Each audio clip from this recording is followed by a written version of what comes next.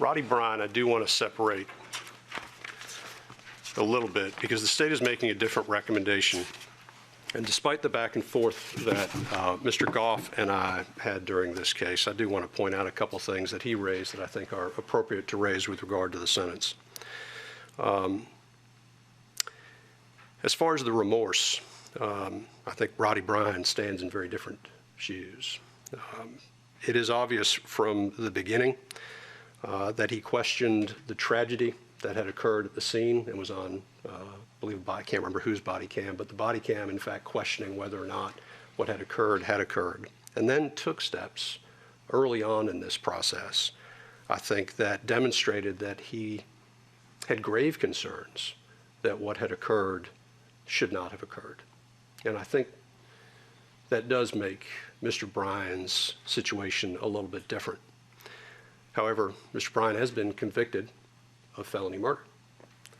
And I do not believe it can be disputed based on the facts of this case that the verdict was an appropriate verdict based upon the evidence presented, at least. And when I say appropriate, what I mean is legal. Because I believe there's been some discussion about some differences between Mr. Bryan and the McMichaels. There may be some differences, but it does not change the fact that was it not for the fact that Mr. Bryan used his vehicle in a way to impede Mr. Arbery's course of travel, this may not have ever occurred, and that is sufficient for felony murder. He did cooperate with law enforcement. I will point out Mr. Goff, 1710(1)B. There's actually a case out of Chatham County that says it would not apply under the circumstances of this case. So the court, recognizing that Mr. Bryan's position is different, again, Mr. Bryan was found not guilty on count 1 and count 2. The court sentences Mr. Bryan to life with the possibility of parole on count 3. Count 4 is vacated. Count 5 is vacated. Count 6, the defendant was found not guilty. Count 7 merges into count 3.